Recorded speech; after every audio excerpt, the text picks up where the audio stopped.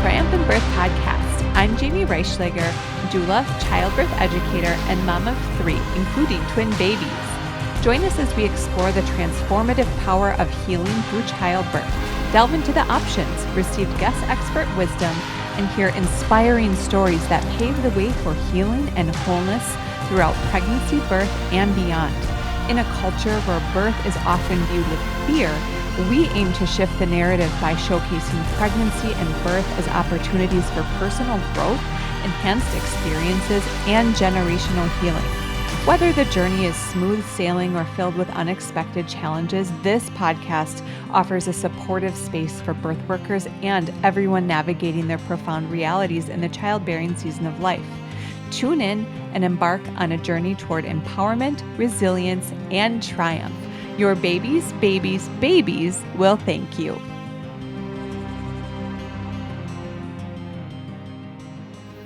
Hello, welcome to another episode of the Triumphant Birth Podcast.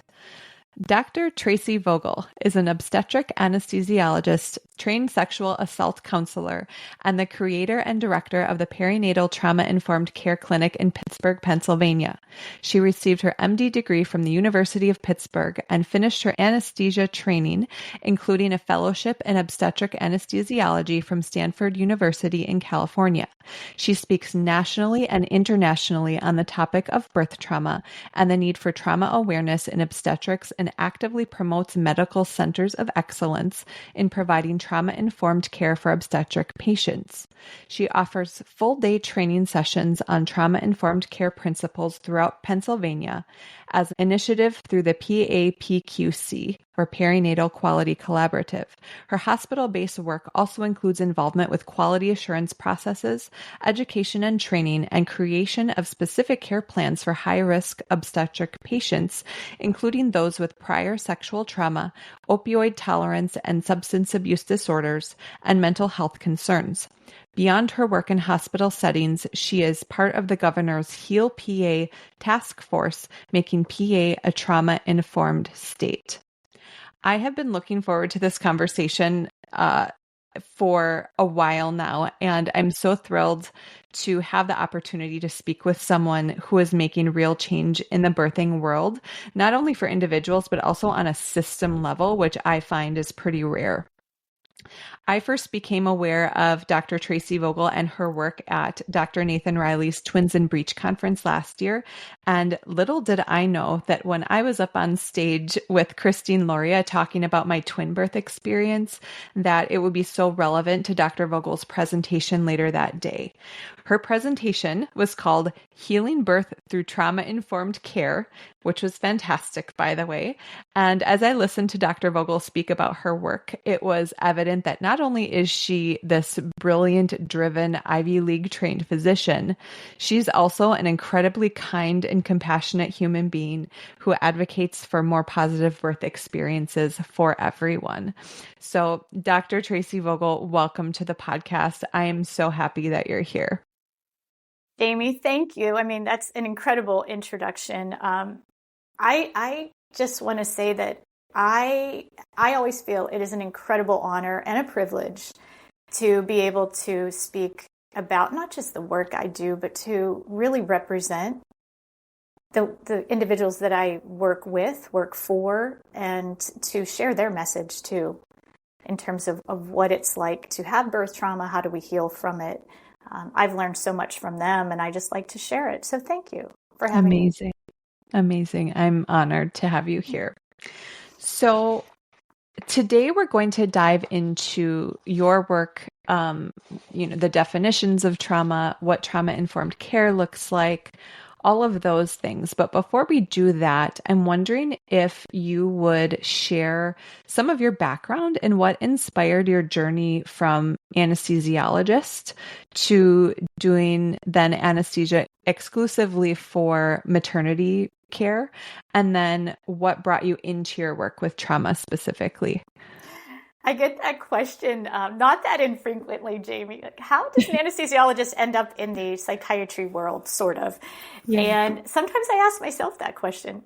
How did I get here? And it hasn't happened overnight, of course. I've been in this work for over a decade, I would say probably 12 or 13 years now.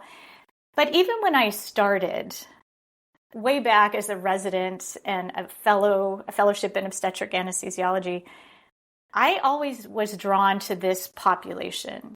And I'll share, I also liked pediatrics and I also liked geriatrics. So I think it was destiny for me to work with populations that maybe have some difficulty advocating for themselves, or maybe think about it, they're put in very vulnerable positions. So those are my people, I guess, so to speak. I looked back and I think about my fellowship work. I was always interested in the patient perspective, even then.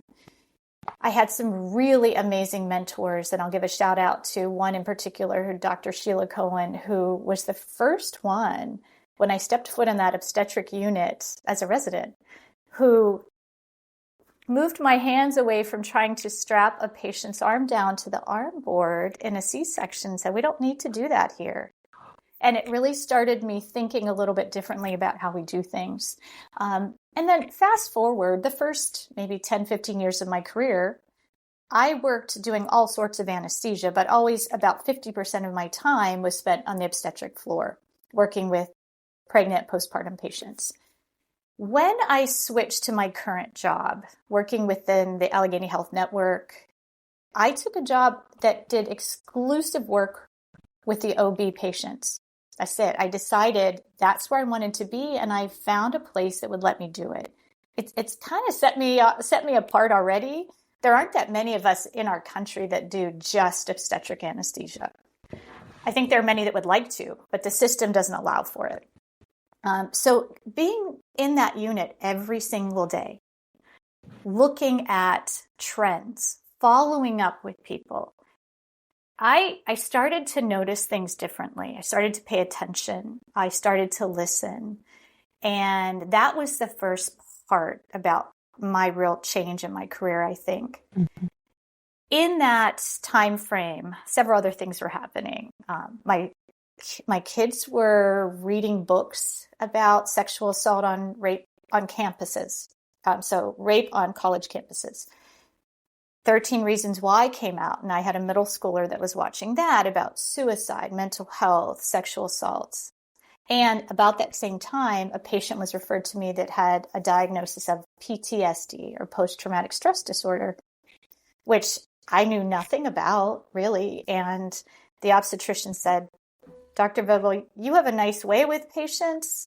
Why don't you just talk to her? They quoted her as being difficult. One even said she's manipulative. We don't know what to do with her. And I'll put air quotes on there for the listening audience. I don't use those terms to describe patients anymore. And it was that patient that really taught me what it was like to live with PTSD, to have trauma in the medical space. And she's the one that said, Dr. Vogel, you need to learn more. You need to go get trained as a sexual assault counselor. Like here I was thinking, I'm going to tell her what's going to be done, what we do in these circumstances. She came to me with her list of needs. So all those things are happening. I trained as a sexual assault counselor. That was a huge aha moment for me. Had my first exposure to trauma. What do survivors look like? And then I had context for what I was seeing more of, although I didn't have the whole picture yet. Sexual trauma is one type of trauma, but I soon learned there were so many others. Anesthesia-based trauma, obstetric-based, medical-based, it's just so many. So that's how this all started. And then in 2020, I received a grant to start my clinic, develop the infrastructure. And as part of that, I had to also come up with ways to train providers in this concept that I just learned was called trauma-informed care. I didn't know that was what I was doing all along or trying to get to. But anyway, that's how I ended up where I am. Amazing. Now, you mentioned follow-up care with your patients. Is that something that anesthesiologists commonly do? Yes and no. Depend. Let's define that a little bit more. So yes, we typically, as part of our standard of care, will follow up with a patient the next day. I would say within 24 to 48 hours, especially if they had a neuraxial block, meaning a spinal or an epidural or a combination thereof, or they went to sleep for an anesthetic. We want to go and see if they had any physical complications associated with that. So yes, we do that kind of follow-up. But there's a different kind of follow-up, which is the more psychological follow-up that is not routinely done, but we are pushing for change in that regard. And nobody knows exactly the right way to do that, how to ask open-ended questions about how did you feel about your experience? What was it like for you? It takes some training to be able to ask the questions and receive that information back in a way that doesn't make the provider want to justify or rationalize behaviors, but just validate someone's experience. So that's the kind of follow-up that I was learning to do after my training. And it is very different from what we would call debriefing, which is just saying, here's what happened, here are the medical facts. And at some point that's important for patients too, but that psychological follow-up, that's something that's a little bit different. Yes. Yes. And that's why I ask the question, because you are doing work and you have been doing work that's different from what every other, I don't want to say every other anesthesiologist, but you're doing something different, something more. And so the ability to listen and identify those trends, I think is something, it strikes me as something that has set you apart. So the listeners of this podcast are comprised of both birth workers like midwives and doulas, as well as parents. We may have physicians, but that's not the majority of our listening audience. There are some very obvious, of course, like big T traumas. That's terminology that I think a lot of us have heard. So things like obvious major losses, things like near-death experiences, that we all recognize. And then there are those psychological stressors that maybe are not so obvious.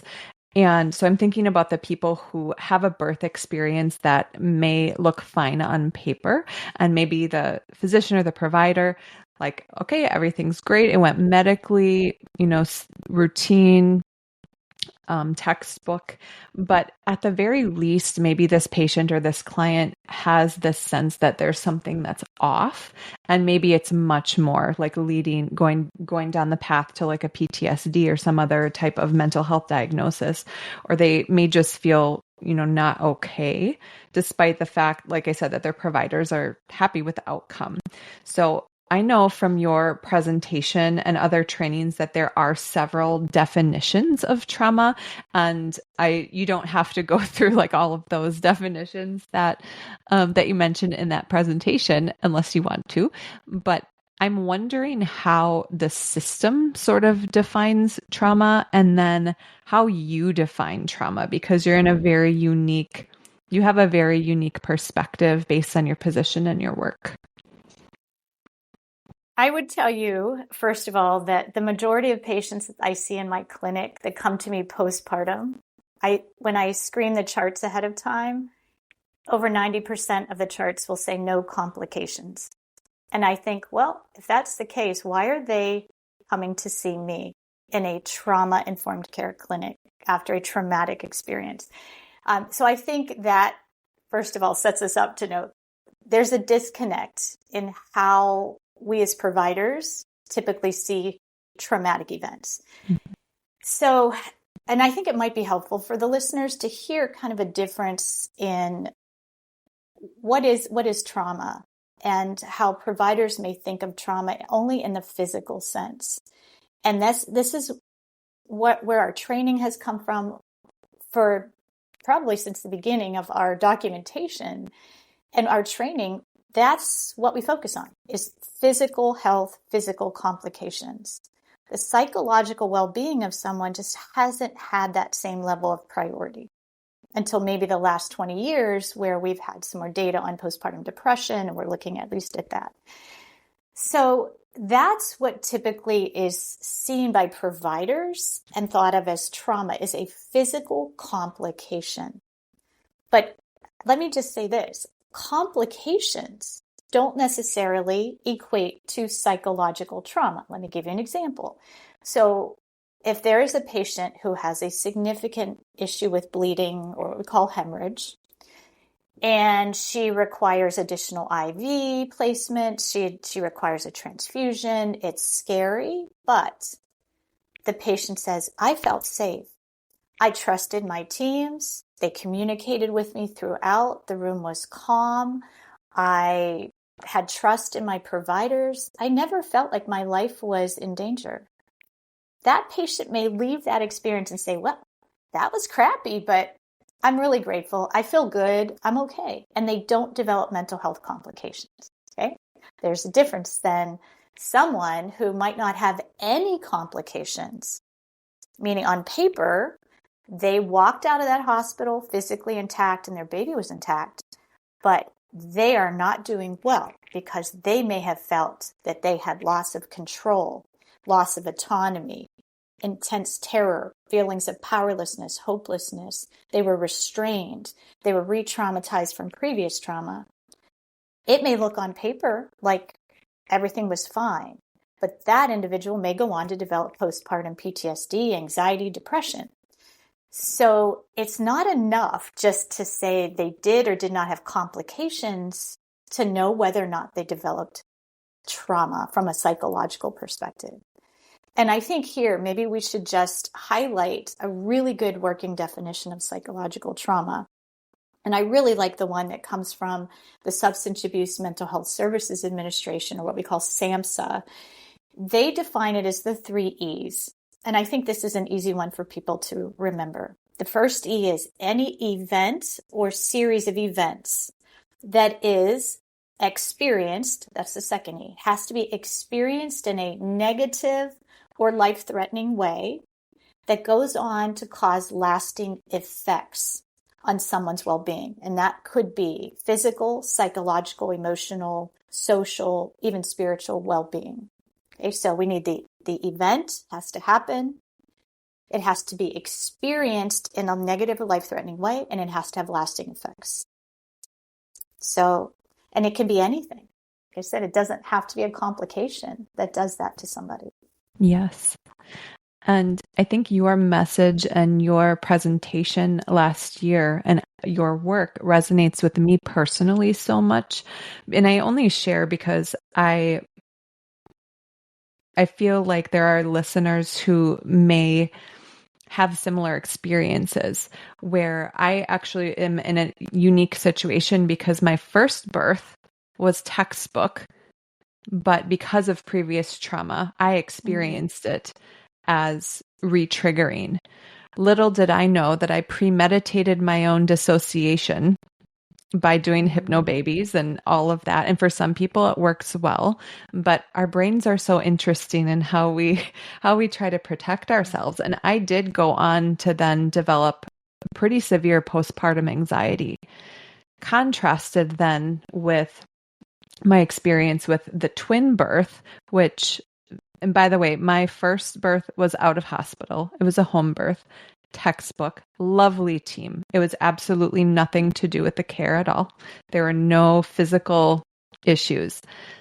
Fast forward to my twin birth, again, out of hospital. Lots of things happened that I was not planning for. I had a cord snap. I resuscitated baby B myself. I had a major hemorrhage that I was then transported to the hospital for. And I ended up losing 4 liters of blood. This is the Cliff Notes version. It's not to like rehash everything, but just as an example, as a case study where I felt safe the entire time because of some healing work and other things that I did. And I'm actually still examining like what made that difference for me to be present. And I was a birth worker for both births. I was a little tiny baby doula when I had my first birth. But moving into that second birth of the twins and having all of those things physically happen, it was so interesting that yes, there was some physical things to recover from. And obviously there's a shock factor there, but on a psychological level, I was just fine. And it, like you mentioned, it was, I believe, because of the teams and how closely they were working with me on everything that was happening. I never felt out of control. I always felt safe. I wasn't even always conscious, but I always felt safe. And the OB who was there with me in the hospital, even through several uterine sweeps, like several, was very, very mindful, because one of my midwives only had to say to him one time, she has had a history of assault. And that's all it took. And he took that information and was very, very aware of how his actions could improve my experience, I'll say. So, and I know that you go into, in your content, you go into the different levels of being trauma aware, trauma informed, and then how we try to include our systems in that. But so I just wanted to mention that briefly as my own experience, to say, yes, that's absolutely true, that it can be fine on paper and things are not okay internally, psychologically and otherwise. Or you could have this physically complicated birth with no lasting trauma at all or psychological effects other than just being like, whoa, that sucked. But also, Christine will say, you got everything you asked for and a little bit more. And I did. And it's a learning experience. But anyway, so yes, all that to say, yes, I know that that's true. So moving forward from that, trauma-informed care has become like a buzzword that almost feels like marketing or copywriting that an L&D unit can slap on their website, or I don't know if they do that, but it seems sort of remaining on a surface level, and you and the work that you do is the opposite, like exactly the opposite of that. You've defined really well what it means for individuals and for systems to take on this work, and you do an incredible job training these physicians. So what does trauma-informed care mean to you? And then you can take it whatever direction you want. Then I would also like to talk through, what can practitioners do to make a lasting positive impact on their patients or clients? So the term, and I appreciate that comment, is trauma-informed care becoming just a tagline? Like you said, is it a hashtag? And I work with so many experts in the state of Pennsylvania, and we talk about this a lot. We need to make certain that people understand trauma-informed care is a fundamental cultural shift in how we approach individuals in all parts of our society. It is acknowledging that the majority of us in our culture will experience a traumatic event at some point. It's acknowledging that for some people that trauma impacts them so profoundly that it changes behaviors, it changes how they adapt and interact with others, especially in the medical community. And those of us that are in these positions of authority in healthcare and law enforcement and education, have a firm understanding of what those behaviors look like. So we don't judge. So we understand, how can we work with these individuals? Also, it's about strength-based approaches. How do we support people through this and validate where they've come from, but also give them pathways towards healing?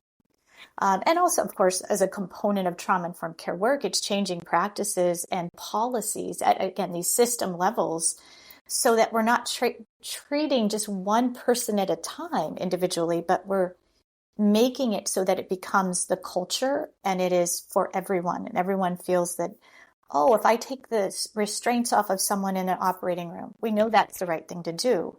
But if we've changed a policy, then they have that extra, a provider would have that extra strength to say, I'm not doing that because it's policy now. We don't do that, right? So it's important to get systems involved and to train it.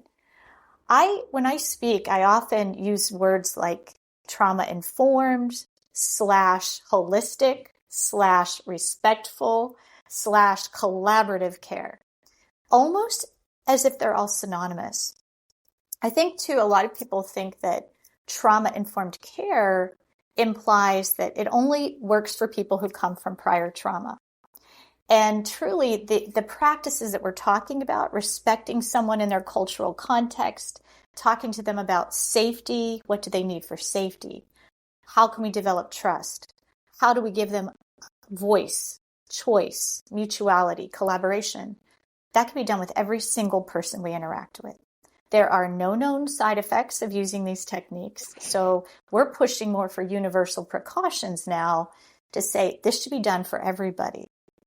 I also want to mention at this point, there's a new term coming on the scene called trauma disrupting care.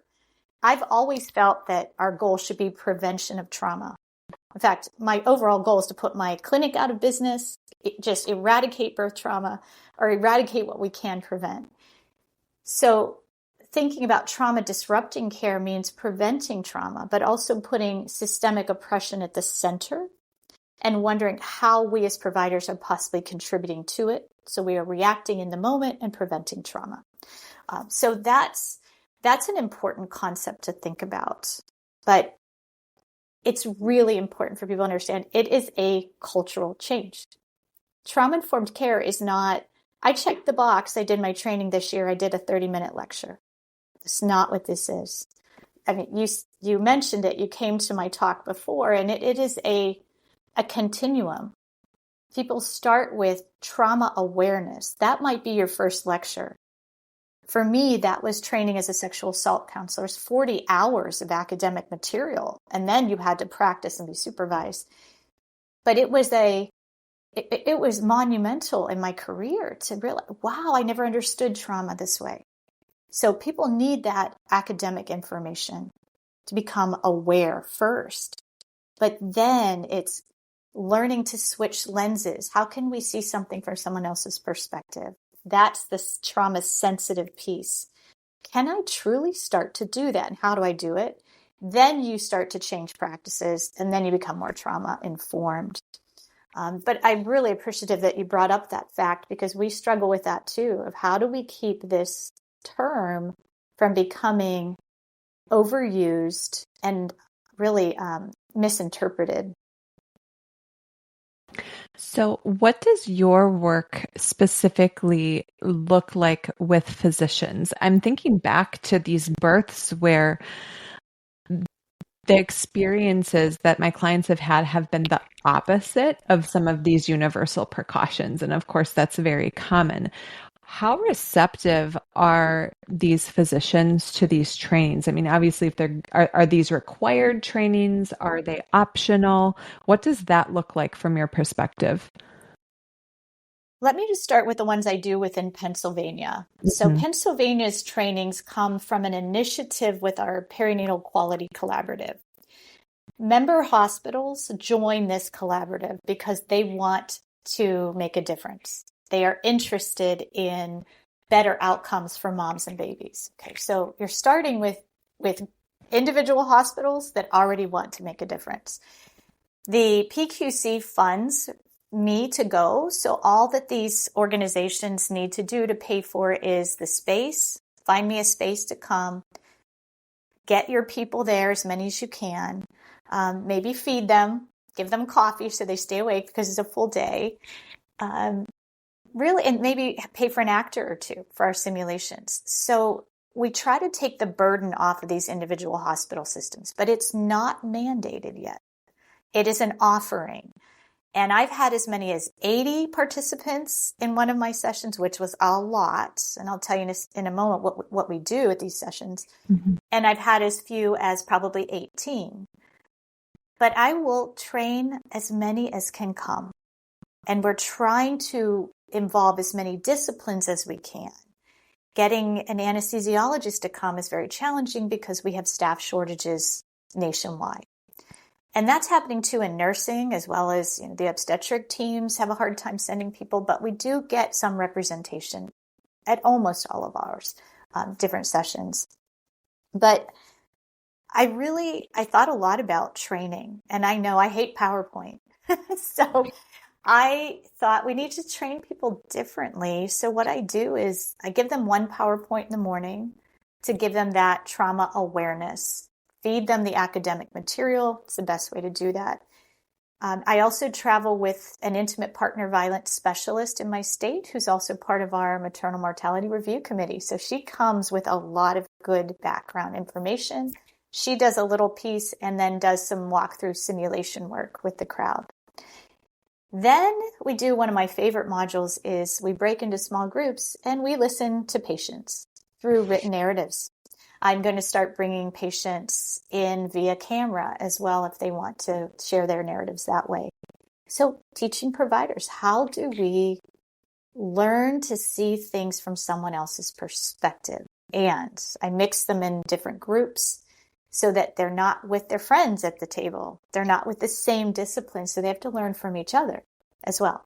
Because maybe how an anesthesiologist sees a situation is different from how a nurse or a nursing student might see that same scenario. So listening to each other, listening to the patient through the narrative, and then this very robust discussion is really, it's kind of magical to watch the discussions and what comes out of that. They create their own solutions and that they come up with their own, or they feel their own aha moments, I think, through these stories. And it helps patients because the patients know they've shared their narrative, their traumatic narrative, in a way that's going to make change. So that helps them in turn with their healing process. Mm-hmm. So we do things like that. Then we do simulation work. I teach them skills on how to communicate differently. So that, and I think that's a key part of this, is the words we choose, our interactions, our body language. We're not trained that way in medical school yet, although I think things are changing. But for those that have been out for 20 years, they don't know.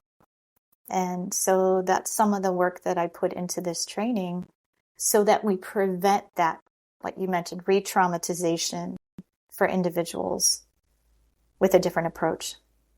It's beautiful. And it's so, so important.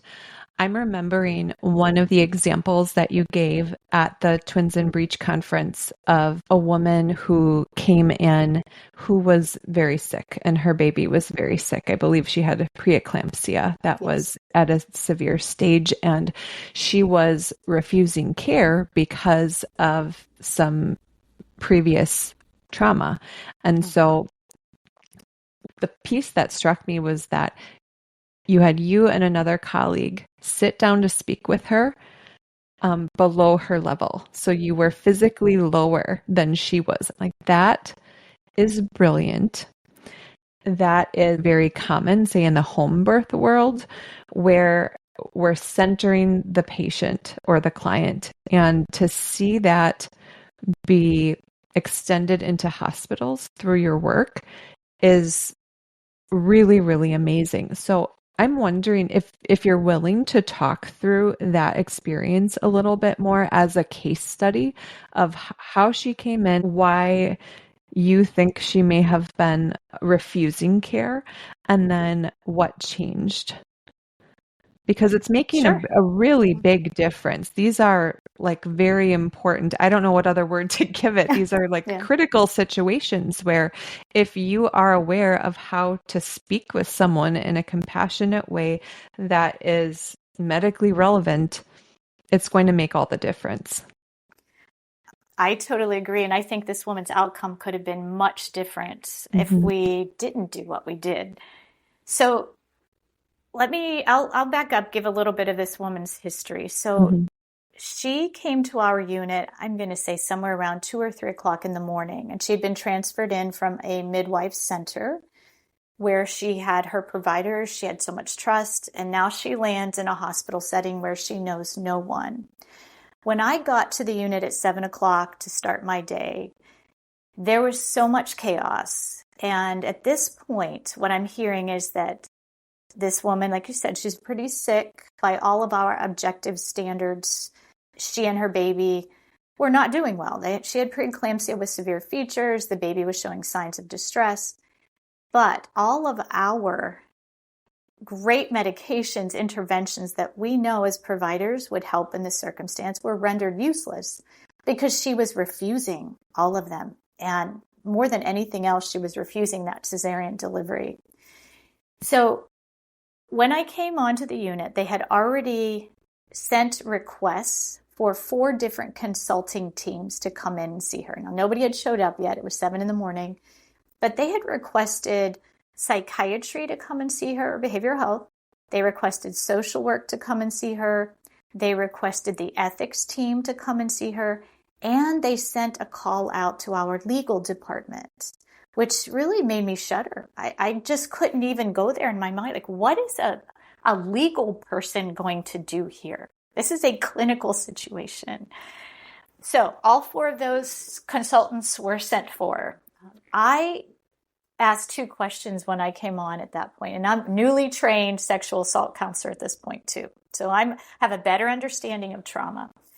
And I also know that avoidance behaviors are characteristic of acute stress responses as a result of chronic unresolved traumatic stress. So PTSD or post-traumatic stress without the diagnosis still can have this. So I asked the residents, I said, does she have any other psychiatric history? And they said, no. Remote history of abuse. It was almost as if she wasn't even going to say that. She added that in as an afterthought. That to me was the most important piece of information that I could have received. And then I asked the second question. I said, has anyone sat down with her and asked her why she's so afraid? And of course, the answer was no. Nobody thought to ask. Why? Why is she refusing? Nobody. So that's when I found her obstetrician. The 2 of us together initially went in to that patient's room. We cleared the room of anybody else, kept it calm and quiet so as not to overwhelm her. Again, that's where we sat lower than where she was.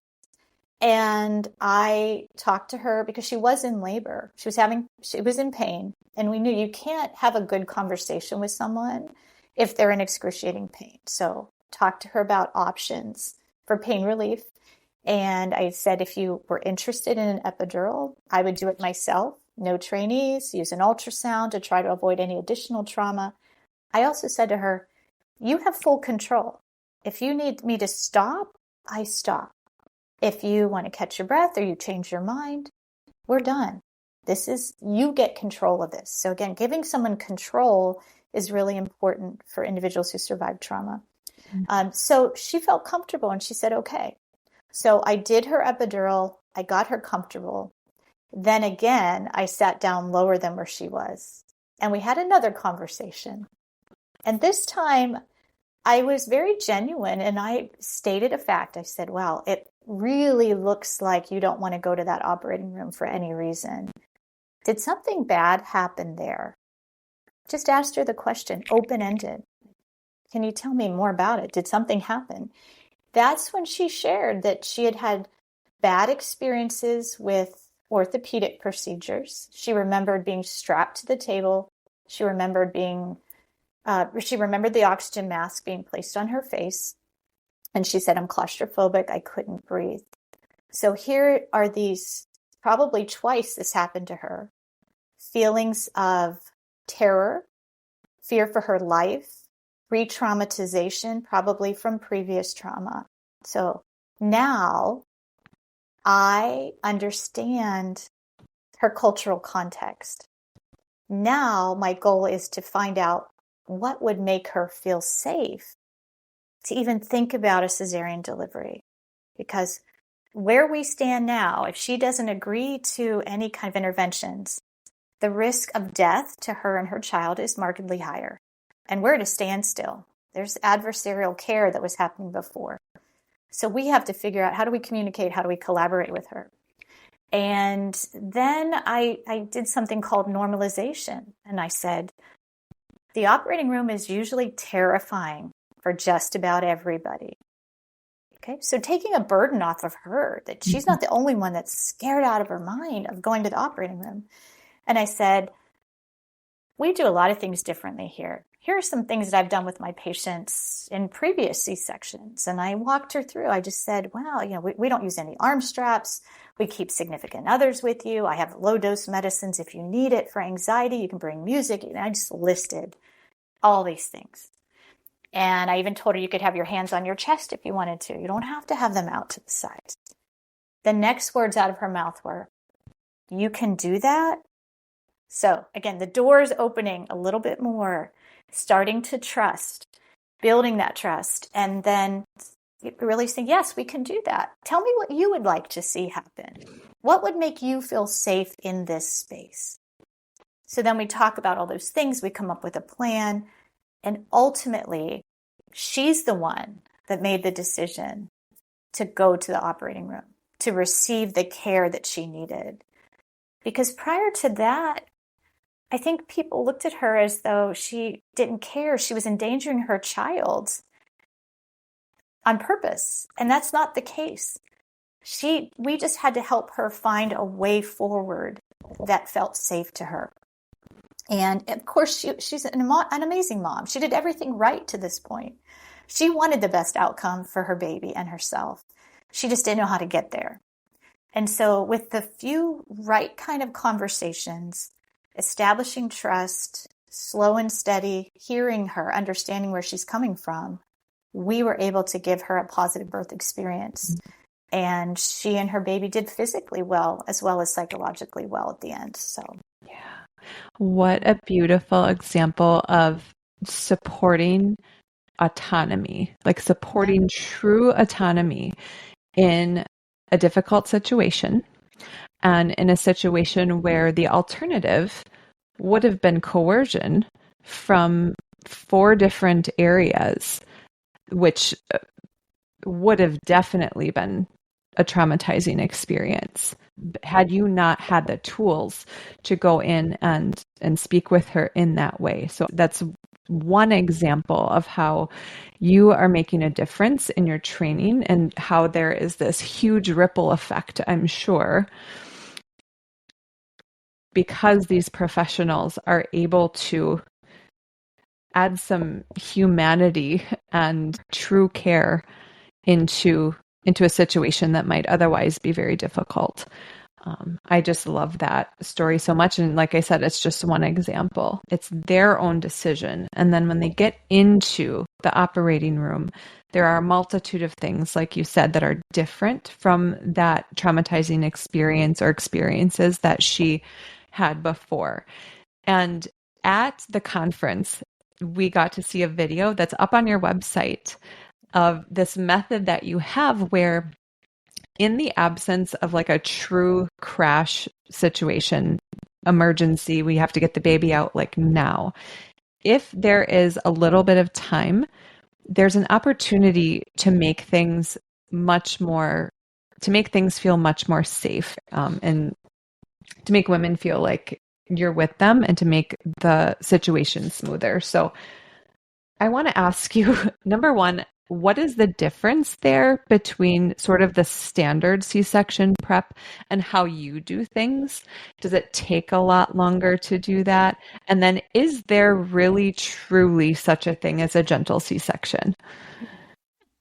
Well, let me just say the first part of that, can we really do things differently? Absolutely. And I would highly recommend to all the listeners, go watch the video. We had so much fun making this, and it's a 2-part video where the first part shows pretty much our routine, what we do. I hate calling it a standard of care because it's a horrible standard, but that's what is being done. And then we show it again using trauma-informed practices, looking at things through a trauma-informed lens and how different things look. And the contrast is pretty striking. And I will just say right up front that we time it. And we don't speed things up. It's just we time it, and it takes 92 extra seconds to do things with what I call the Vogel spa method, and providing the sense of safety and body integrity to someone. And it's hard to argue with that. For 92 seconds. Now, because the listeners haven't seen it yet, let me just describe what is typically playing out in operating room theaters across our country right now. This is perhaps a scheduled C-section. It could be their first time. They're electing to do this. It could even be a non-urgent, unscheduled C-section, meaning there's no emergency. Right? So a patient comes in, there should not be a rush to do anything. But there is that sense of we have to hurry. But the first part of the video it starts with a patient who has just received a spinal anesthetic for her C-section. She is not with a significant other. There is tremendous amount of noise in the operating room. People are having sidebar discussions. It's cold. She is not covered in blankets. She is laid down right after her spinal, which is typical. And then everyone kind of comes at her at the same time. The anesthesia team members put monitors on. They strap her arms down. I mean, we go through the worst of the worst, in my opinion, all of the non-trauma informed practices when I say worst. So she's strapped down. Nobody really focuses on her. It's all about the process around her, which is important, but they're not including her at all. And I hear this in my clinic a lot. The take home for patients in those moments is I just felt like a vessel. That's a word that's been used a lot. I felt like a number. I felt like I wasn't there. I was not human. I was just this thing there to bring a baby into the world. That's how they feel when everything's happening around them. There's no time spent really to understand how they feel in the moment. There's no permission to touch. We don't ask permission to touch. We just do things to her. And that's the first scene. And it is cringeworthy. That my audiences, when I show it at trainings, they're uncomfortable. And yet when I ask them, what do you think? They'll say, well, this is what we do all the time. This is normal. This is routine, which says a lot. But then in the second round, we just keep the room quiet. We keep the significant other with them. Arms are not strapped. So a lot of the opposite things. But the key here is all focus is on this person. There are no sidebar discussions. Everything is about her and her experience. That's it. And there's permission. Is it okay if I lift your gown to do some testing? Is it okay if she starts moving your legs to put the Foley catheter in your bladder? Of course, most of the time, if you've had discussions and trust with your patient ahead of time, they're looking at you like, of course, do what you need to do. But it's still important to ask for permission and to slow it down so the patient is in control of those things in those moments. Mm-hmm. And it is a much, much different experience. And then keeping her covered. People think, well, I have to lift that gown up. We have to no, you don't. You can do it in parts, and only limited parts need to be exposed at any given time. And it really does help people feel safer in those moments. Now, on to your second question. Is there ever such a thing as a gentle C-section? I think we can have a patient-centered, more patient-centered or family-centered surgery. I absolutely feel that way, where we have more respect for a patient, where there's more control given to a patient. We listen, we work with them, we collaborate, and they can feel safe. I say to my patients all the time, look, we're not going for an enjoyable experience. And they laugh. They're like, I know, it's an operating room. No matter what we do, I'm not sure that's the word we're going for. If you get that, fantastic. Let's, be happy. But let's go for positive. Not traumatic, but we want a positive experience where you can come out of that operating room and feel supported, feel safe, all of those things we talked about, not develop mental health complications afterwards, and go on to heal and be the mother that you want to be. Right? That's kind of how I see it as a goal. Sure, but I love people to say, this was amazing. I would do it again tomorrow. Most people don't want to do it again. even if it is great, but I say positive as opposed to enjoyable. Now, gentle, there's a lot going on in that surgery. And the reason I'm cautious about saying gentle is because I think we need individuals, providers too, to be reminded this is a major abdominal operation. You have a scar afterwards. It's open. It's not laparoscopic. I think we need to respect that this, because we've done such a good job with anesthetics, they can take care of themselves afterwards, they have good pain relief. They forget this is a major abdominal surgery. So there's nothing gentle if you look on that side of the drapes. There's very little that's gentle about it. But can we have all those other good things? Yes. So I'm hesitant to say gentle. Maybe family-centered is a little better term. But that's just my opinion. It's beautiful because it's challenging physically, but you can also be present and you can feel safe and seen and soothed. And it's so beautiful that you're there and able to coordinate that for your patients and to help other physicians do that as well. I do have a question for any of our listeners who maybe they're planning an elective cesarean, or maybe they find themselves in a situation where they need surgery that they were not planning for. How can a patient or a client talk to their team in the hospital who, maybe they are trauma aware, or maybe they have no idea about any of this? I know it can be a tough situation if the policies are not in place on a system level to support this type of experience. What would you say to listeners who are going into surgery, either planned or unplanned, but where there is maybe a little bit of time, because that's the majority of the cases?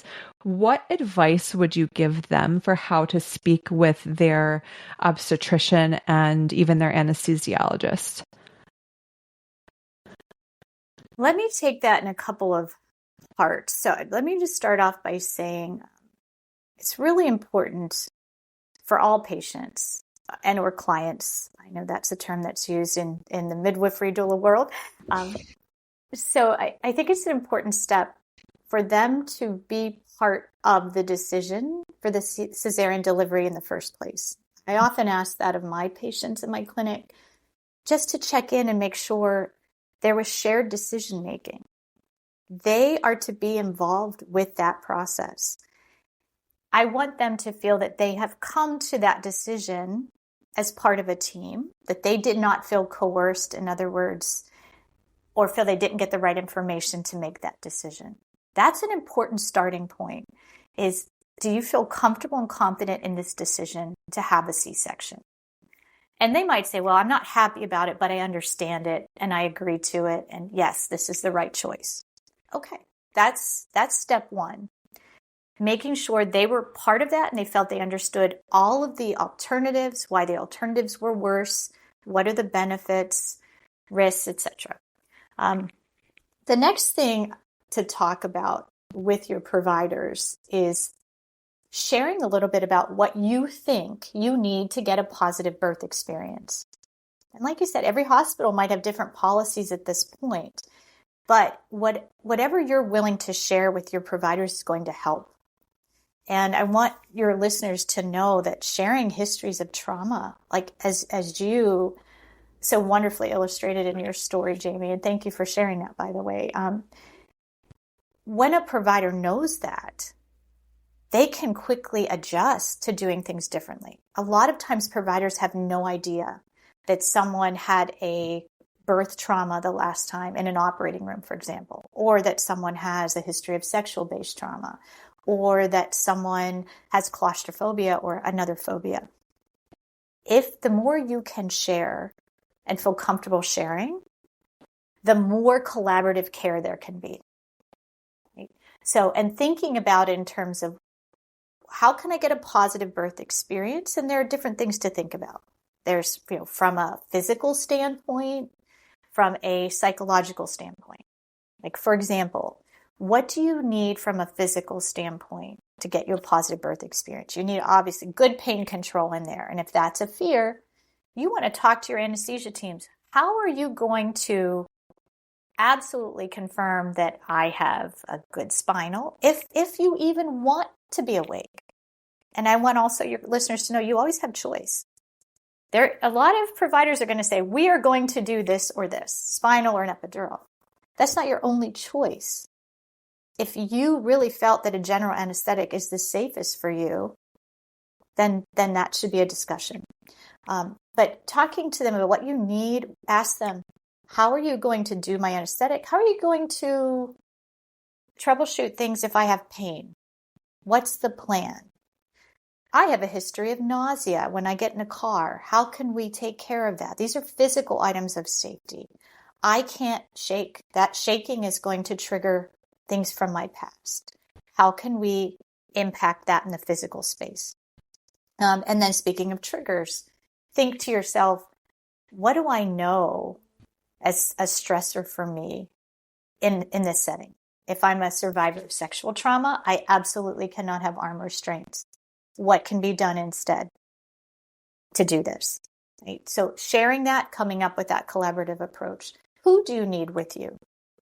Do you need your significant other and your doula in the operating room? A lot of places are allowing everybody in there now.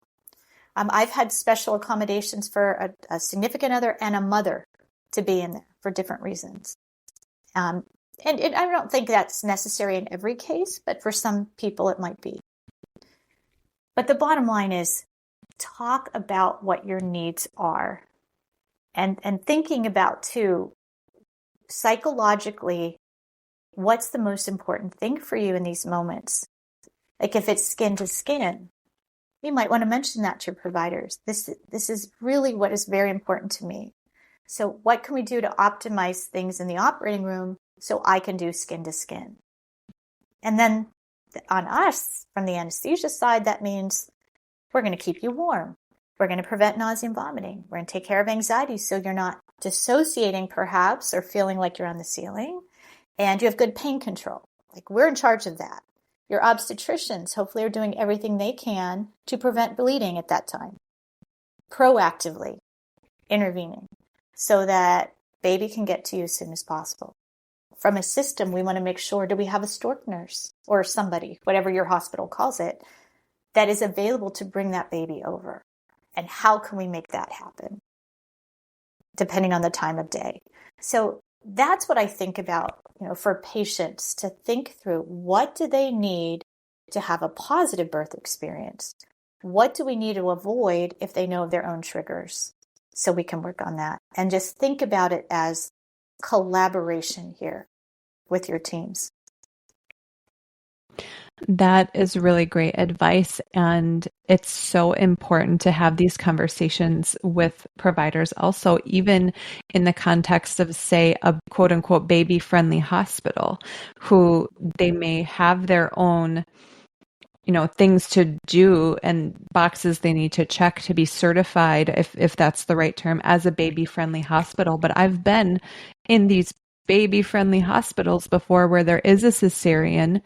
A doula is not allowed in the room, and the baby does not exit the OR with the mom for no other reason than convenience. So I think it's also important to mention that just because there may have been conversations before, or there may be assumptions that because this is a baby-friendly hospital, that someone is going to be watching out for my experience and for the baby's experience. They're just such important conversations to have ahead of time. So thank you for going through that list with us. Sure. I mean, there's a lot more to it, but I think for today's purposes, I hope that would give people a starting point in what to think about. Yes. And I'll also mention that now, this is sort of off the cuff. My heart is really in helping women and just whole families in preparing for this. And I don't think it's a secret that I am very pro home birth. I'm pro whatever families feel that they need to do for themselves. So if this is something that resonates with you, that if you would like someone to help walk through this with you or definitively like write things down. What might this look like on a birth plan? Even if you're not planning on having a C-section, reach out to someone who maybe knows what more of the options are. So I think, like you said, this is a good starting point. Those are really great things that you can request. But work with a doula. Work with someone who knows the ins and outs of that system. Do you have a nurse friend on labor and delivery, whatever that might be? And my DMs, this podcast isn't that huge, so I think that I can safely state that my DMs are open for anybody who would like help with that as well. So I'll just offer that support. I never want anyone to go through a situation where it could have been better had they had more support. So I do have one last question for you Sure. that I ask every podcast guest, and that is, if you could offer one piece of wisdom to transform the fear and trauma in today's birth culture into confidence, healing, and triumph, what would it be?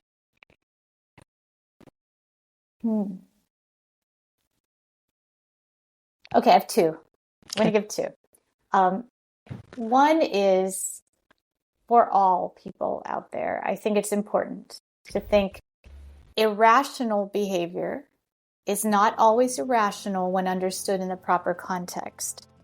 So what do I mean by that? Then it goes into my second thought, is that we need curiosity more than anything else, is for people to understand what is behind the behaviors, what goes into that.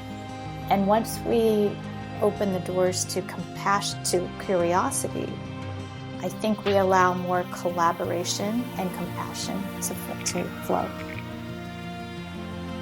Beautiful. Thank you so much, Dr. Vogel.